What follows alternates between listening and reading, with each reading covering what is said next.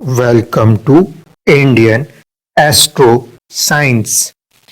Indian Astro Science में आप सभी का स्वागत है। Good morning friends.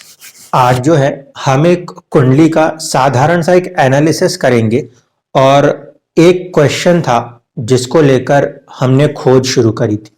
वो ये कि बहुत सारे प्रोफेशंस होते हैं और लोग जो हैं अपनी जिंदगी में कई बार एक चलते चलते प्रोफेशन के बाद कुछ नया शुरू करने की तरफ आगे बढ़ जाती।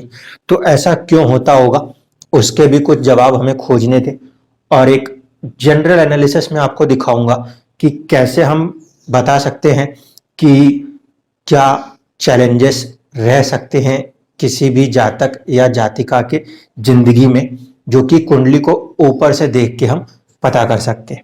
ठीक है, तो सबसे पहला काम हम ये खोजने की कोशिश करते हैं कि एरिया ऑफ प्रॉब्लम्स कहां कहां पर हो सकती है। इसको कैसे खोजा जाता है? इसको खोजा ऐसे जाता है, पहले तो 6, 8 और 12 इनको पहले उठा के देखिए।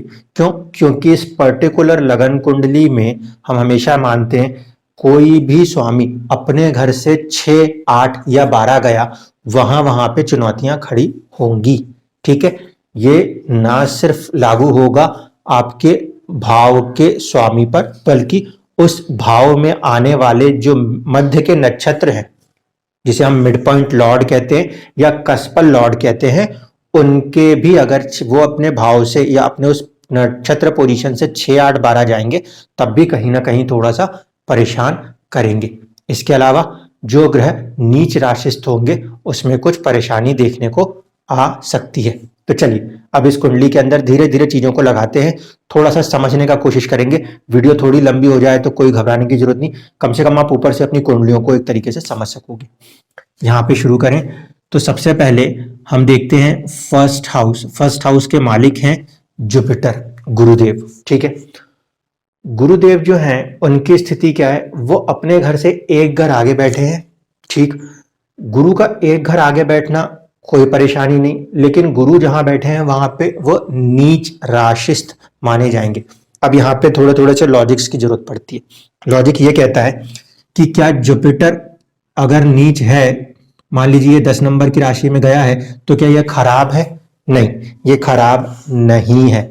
क्यों? क्योंकि गुरु और शनि जिस राशि में वो गए हैं वो शनि की राशि है, ये आपस में न्यूट्रल हैं।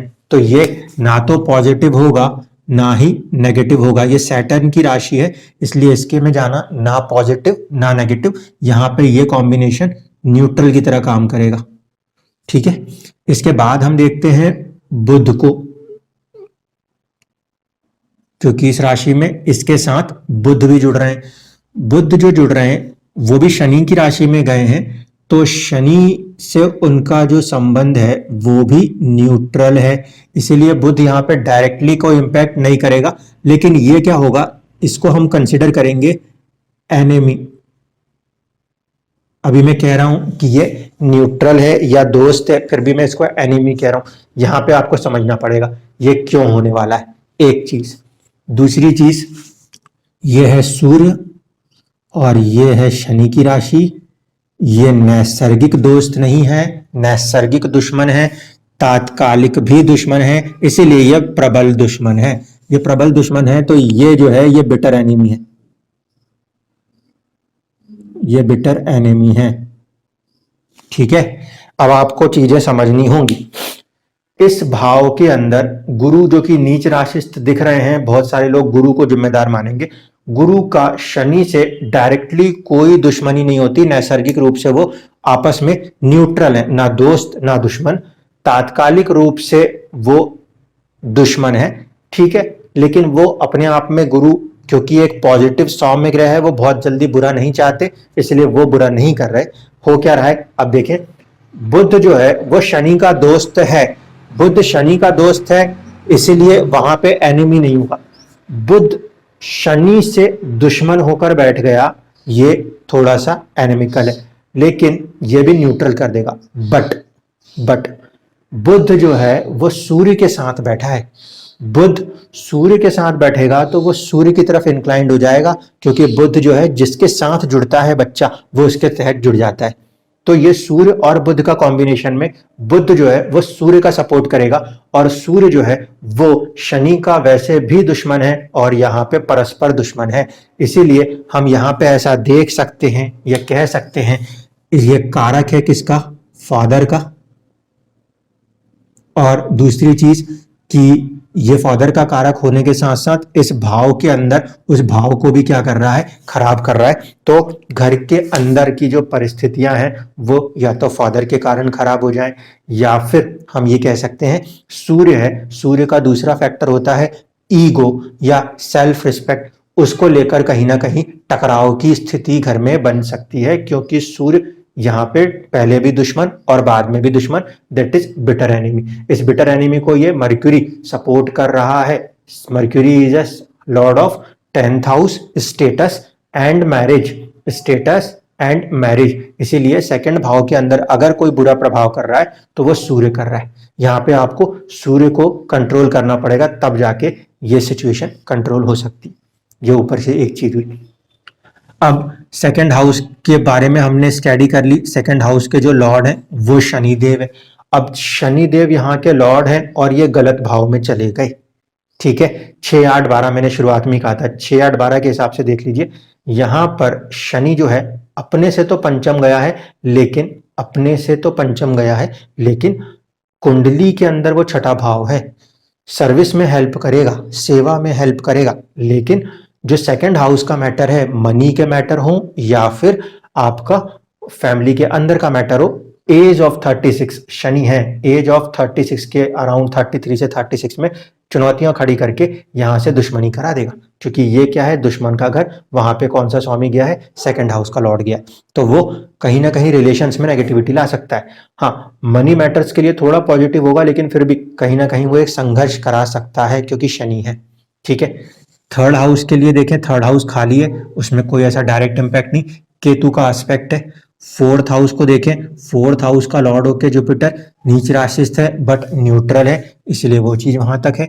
फिफ्थ हाउस को देखेंगे, फिफ्थ हाउस का जो स्वामी है ये अपने से अपनी राशि में तो गया, लेकिन फिर गलत घर में चला गया, तो जो फर्स्ट चाइल्ड होगी उसको लेके काफी मानसिक तौर पर परेशान रहना पड़ सकता है, क्योंकि यहाँ पे फिफ्थ हाउस एक तो क्रूर ग्रह के पास आया है और दूसरा उसका स्वामी भी अपने से कहीं ना कहीं षडाष्टक हो रहा है। ठीक है, इस चीज को समझना होगा।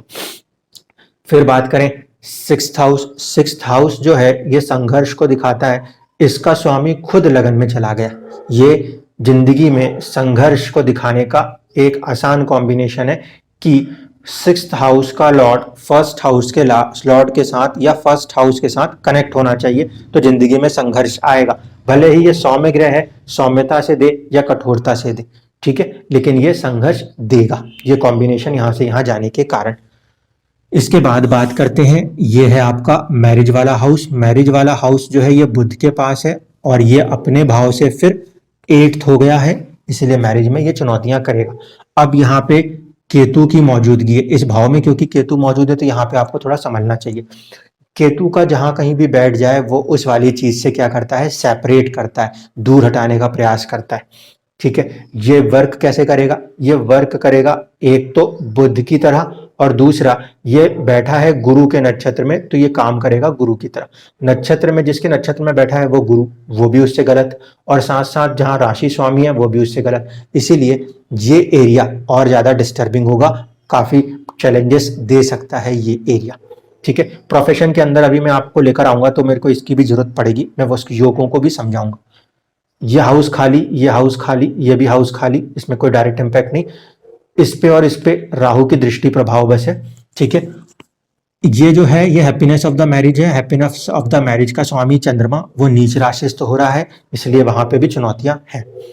अब बात करेंगे, ये है 11th गेंस का। गेंस का स्वामी शुक्र जो है वो लगन से कनेक्ट हो रहा है, कहीं ना कहीं उसका काम है आपको लाभ देना, तो वो लाभ भी देगा। चंद्रमा और मंगल यहाँ पर है, मंगल यहीं का स्वामी है जो कि 5th हाउस का लॉर्ड भी है और 12th का लॉर्ड भी है। 12th हाउस का लॉर्ड 12th में बैठा है तो विदेश में फायदा करा सकता है, उसमें कोई दिक्कत नहीं आएगी। ठीक है, इतनी चीजों को आप पहले ऊपर ऊपर से देख सकते हैं। अब मैं थोड़े से योगों की बात करता हूं, इस योग को कनेक्ट करता हूं, इस योग को कनेक्ट करता हूं, और फिर मैं चलूंगा प्रोफेशन के अंदर। फिर मैं आपको बताऊंगा कि वहां पे हमारी थॉट प्रोसेस क्या है। ये चीज आपको समझ में आ गई होगी। ठीक है, अब चलिए, अब कॉम्बिनेशंस को रीड करना है। कॉम्बिनेशन रीड में जुपिटर प्लस मर्क्यूरी, मर्क्यूरी वैसे न्यूट्रल था बट सूर्य के साथ आने के कारण नेगेटिव है, इस कारण से इस कॉम्बिनेशन में उसको भी नेगेटिविटी मिलनी है। ठीक है, इसको ध्यान रखना है। तो Jupiter is a Lord of first house, ये, और फोर्थ हाउस। ठीक है, इसके साथ साथ ये कॉम्बिनेशन है मर्क्यूरी का, mercury is a Lord of seventh house and tenth house, seventh house and tenth house. ठीक है, तो ये कॉम्बिनेशन किस तरीके से काम कर रहा है? ये कॉम्बिनेशन काम कर रहा है कि एक तो स्वयं फर्स्ट पर्सनैलिटी और दूसरा सेवेंथ मैरिज, साथ ही साथ ये कॉम्बिनेशन काम कर रहा है फोर्थ हाउस आपकी मेंटल हैप्पीनेस, और साथ ही साथ टेंथ हाउस आपका स्टेटस। अब इस कॉम्बिनेशन को कैसे रीड करें? ये शुभ ग्रह है तो यहां तक तो ये पॉजिटिव है, लेकिन ये जो हो रहा है ये नेगेटिव हो रहा है सन के साथ मिलकर। ठीक है, इस कारण से ये सिचुएशन आपकी लाइफ में बिल्कुल पॉजिटिव प्लस नेगेटिव होके बैलेंस न्यूट्रल हो जा रही है, ना बहुत हाई ना बहुत लो, ये न्यूट्रल पोजीशन यहां से बन रही है इस कॉम्बिनेशन के जुड़ने पर। अब अगला कॉम्बिनेशन रीड करेंगे, वो होगा जुपिटर प्लस सन का कॉम्बिनेशन। जुपिटर अगेन 1 और 4 का लॉर्ड है, और सूर्य जो है वो लॉर्डशिप एक ही भाव की लेगा जो कि 9th है, ये है प्लस 9th। 1 का 9 के साथ कंबाइंड होना या 4th का 9 के साथ कंबाइंड होना अच्छा है, लेकिन सूर्य की स्थिति समझिए, सूर्य दुश्मन के घर में घुस गया और वो पूरी तरीके से परेशान है। इस कारण से ये कॉम्बिनेशन रिजल्ट अगर करता भी है तो सूर्य को नेगेटिव इम्पैक्ट मिलने के कारण ये बहुत ज्यादा फ्रूटफुल वे में आपको हैप्पीनेस नहीं दे पा रहा। कहने के लिए सूर्य और गुरु का कॉम्बिनेशन है, लेकिन सूर्य जो उसको रिजल्ट करना है वो बेटर एनिमी पोजीशन लिए चल रहा है, इसलिए उसमें भी चुनौतियां देखने को मिल रही हैं। ये 9th हाउस फादर का भी होता है और उसी का स्वामी है, उसके कारण भी चुनौतियां देखने को मिलेंगी, क्योंकि यहां से गिनेंगे तो आप देखेंगे ये छठे चला गया है, दुश्मन भाव में चला गया। ये कॉम्बिनेशन सूर्य के कारण प्रॉब्लम कर रहा है। ठीक है, इस तरफ भी प्रॉब्लम आ रही थी तो ये क्योंकि ये सूर्य से कनेक्ट था। अब बचता है आपका मर्क्यूरी एंड सन का कॉम्बिनेशन। मर्क्यूरी एंड सन का कॉम्बिनेशन जो है ये नेगेटिव, तो कंबाइंड नेगेटिव काम होने चाहिए। अब देखिए 7 और 10 प्लस 9, 7 और 10 प्लस 9, ये कॉम्बिनेशन एक्टिव करेगा। ये कॉम्बिनेशन क्या है? यह है मैरिज, यह है बाहर जाने के लिए लंबी यात्रा। ठीक है, यह है स्टेटस और यह है लंबी यात्रा या बाहर तक जाने की कंडीशन। तो ये फॉर्मेशन जो है, ये फॉर्मेशन एक रीजन दे सकती है आपको बाहर जाने के लिए। 7 और 9 ये दोनों लंबी यात्राओं के भाव हैं, ये कनेक्ट हो रहे हैं, ये कॉम्बिनेशन एक रीजन दे सकता है। मैरिज एंड फादर का कोई एक कॉम्बिनेशन रीजन दे सकता है जो आपको दूर लेके जाए, बाहर लेकर जाए और एक स्टेटस को राइज कराए। ये कॉम्बिनेशन इस तरीके से देखेंगे तो प्रोफेशन के अंदर राइज करने के लिए धक्का देने वाला कॉम्बिनेशन है, वहां पे पॉजिटिव है, लेकिन घर के अंदर यह माहौल काफी नेगेटिव करेगा, क्योंकि ये दोनों ही इससे दुश्मन है। एज ऑफ 36 पे जब ये हाउस ओपन करेगा तो ये प्रॉब्लम करेगा। तो ये कॉम्बिनेशन से हम एक बात समझ रहे हैं, कहीं ना कहीं हमें अगर चीजों को ठीक करना है तो हमें इस सन को पहले ओके करना पड़ेगा, क्योंकि ये सन ही वो कारण है जो जिंदगी को तबाह या परेशान कर रहा है। अब आप समझ सकते हो, किस्मत का खुद का स्वामी जब यहाँ जाए उसके बाद भी वो किस्मत को खराब करे, कारण कि जिस राशि में बैठा है और उसके तत्कालिक कंडीशन में उससे उसका दुश्मन बन जाता है। तो सूर्य पहला वो पॉइंट है जिसे हमें पकड़ के चलना पड़ेगा, जिसे ठीक करना पड़ेगा। दूसरी चीज, इस कॉम्बिनेशन को भी रीड करते हैं। ये कॉम्बिनेशन है मून एंड मार्स का कॉम्बिनेशन है। मून 8th हाउस का लॉर्ड है और मार्स जो है वो 5th, साथ ही साथ 12th का लॉर्ड है। यह 8-5-12 का जो कॉम्बिनेशन है ये अपने आप में ज्यादा चुनौतियां होती हैं। 8-5-12 का कॉम्बिनेशन चुनौतियां क्यों है? देखिए 5th हाउस जो है ये हमारी बुद्धि है, और हमारी बुद्धि ही हमेशा हमें मदद करती है हर परेशानी से बाहर आने में। इंसान अपने सोच से ही किसी चीज को पॉजिटिव या नेगेटिव करता है। तो यहाँ पे 5th हाउस ये जो है, ये 5th हाउस ये बुद्धि है। बुद्धि का कनेक्शन 8th हाउस से है। ये प्लस पॉइंट किस मामले में है कि डीप रिसर्च कर सकता है इंसान। ये कॉम्बिनेशन इंसान को ऑक्यूल्ट, ये 8th हाउस ऑक्यूल्ट, इसकी नॉलेज दे सकता है क्योंकि 5th हाउस का कनेक्शन है 8th हाउस से, ऑक्यूल्ट को दे सकता है। लेकिन इसका 12th हाउस से भी कनेक्शन है। ये 12th हाउस से कनेक्शन होने के कारण 8 और 12 का कनेक्शन पॉजिटिव है विदेश के लिए, ठीक है। फिर 8 और 5 का कॉम्बिनेशन अच्छा है आपके ऑक्कल्ट साइंस के लिए, लेकिन फिर भी ये कॉम्बिनेशन खराब कहा, तो क्यों कहा उसको समझिए। ये कॉम्बिनेशन इस मामले में गड़बड़ है कि ये आपका जो हाउस है 12th हाउस, ये 12th हाउस आपके 4th हाउस यानी जो आपकी मदर होती हैं उन मदर की किस्मत भी है और आपके लिए आपकी निद्रा स्थान भी है, यानी कि माँ की गोद भी है। This is a 4th house जो मदर को रिप्रेजेंट करता है। चंद्रमा जो कि मदर को रिप्रेजेंट करता है, वो चंद्रमा नीच राशि तो हो रहा है और 12वें के साथ हो रहा है, तो ये कहीं ना कहीं इंसान की नींद उसमें परेशानियां दे सकता है, इसलिए ये कॉम्बिनेशन खराब है। विदेश तक ले जाने और उन सारी चीजों के लिए ये ठीक है, विदेश में थोड़ा सा आपको अच्छा रख सकता है, देश के अंदर यहाँ पे ये परेशानियां दे सकता है। जबकि अभी कहीं पे भी कोई कनेक्शन नहीं आया है लग्नेश का विदेश से, लेकिन फिर भी ये कॉम्बिनेशन यहाँ पे हेल्प उस तरीके से कर रहा है।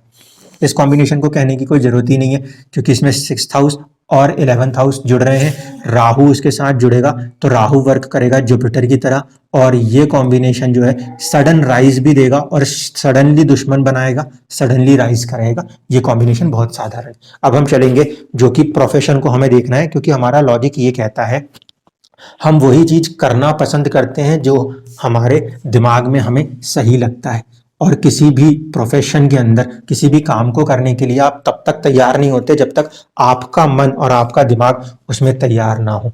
तो अब शुरू होगी कहानी इस लगन की। मूला नक्षत्र, केतु का लगन। अब केतु से हम चीजों को समझना सीखेंगे। केतु से अगर हम देखें तो केतु के पास प्रभाव किस किस का है। केतु के ऊपर राशि का प्रभाव है बुध से, ये क्योंकि उसकी राशि में बैठा है, और इसके ऊपर नक्षत्र का प्रभाव है वो है जुपिटर से, ठीक है। केतु किसी डायरेक्ट उसमें नहीं दिख रहा जुड़ा हुआ, लेकिन ये बुध से जुड़ा हुआ है। तो एक चीज आपके दिमाग पे हमेशा रहेगी, वो रहेगी बुध का, यानी कि व्यापार करने की क्षमता और आपको काम करने की क्षमता, स्टेटस बनाने की क्षमता, ये बुध देगा। और साथ साथ जुपिटर के साथ कनेक्ट है, तो अपना सेल्फ का स्टेटस और सेल्फ की हैप्पीनेस बनाने के लिए आपको ये केतु हमेशा कहीं ना कहीं फोर्स करेगा। प्रोफेशन के अंदर देखें तो जुपिटर का रोल है, मरकरी का रोल है, क्योंकि ये आपके सोच के ऊपर प्रभाव डाल रहे हैं। ये दो चीज इसमें से आ जाती है। 6 नंबर का है तो आप ऑडिटिंग के काम बहुत अच्छे से कर सकते हो, ठीक है। नेचुरली 6 नंबर की राशि जो होती है 1 नंबर से बने तो छठे घर में आती है, इसीलिए वर्क प्लेस पे संघर्ष रहेगा, इससे इनकार नहीं कर सकते। 6 नंबर आ रहा है, वर्क प्लेस पर संघर्ष रहेगा, क्योंकि नेचुरली ये छठा घर को रिप्रेजेंट करने वाली राशि है, वो आ रही है। ये ऑडिटिंग अकाउंटिंग के काम हो सकते हैं। जुपिटर है तो बैंकिंग फाइनेंसिंग के काम हो सकते हैं। जुपिटर है तो टीचिंग के काम हो सकते हैं, क्योंकि सेकंड हाउस जो है वो बैंक का बैलेंस है, सेविंग्स है, कहीं ना कहीं वो आपके लिए एक तरीके से बोल चाल करके दी जाने वाली ज्ञान भी है, जिसमें कि जुपिटर टीचर भी बना सकता है। तो मर्क्यूरी एंड जुपिटर के कारण टीचिंग भी हो सकती है। मर्क्यूरी का कॉम्बिनेशन है तो कहीं ना कहीं आप टेक्निकल्स या कंप्यूटर से जुड़े हुए काम भी कर सकते हो। मर्क्यूरी है तो आपको एक अच्छी कम्युनिकेशन स्किल्स मिलती है, वो आपके साथ चलती है। जुपिटर है तो जुपिटर के कारण आपके पास बहुत अच्छा विस्डम होगा, बहुत अच्छी ज्ञान होगी, ये आपको सपोर्ट कर रहा होगा। ये चीजें हुई। इसके बाद देखिए इसके ऊपर प्रभाव किसका है। राहु केतु तो हमेशा आमने सामने होते हैं, इसलिए राहु को नहीं लिया जाता। केतु के ऊपर प्रभाव है वीनस का, ठीक है। बुद्धि के ऊपर ये जो प्रभाव है ये कैसे रीड करेंगे, ये रीड करेंगे 6th एंड 11th, छठे का स्वामी और 11वें का स्वामी, ये आपके बुद्धि पे प्रभाव कर रहा है, वो भी शुक्र होके। शुक्र का मतलब है विलासिता, ठीक है। शुक्र का मतलब है विलासिता, और वो कहीं ना कहीं किसी एक पॉइंट पर आपको हिट आउट करेगी, आपके थॉट को हिट आउट करेगी।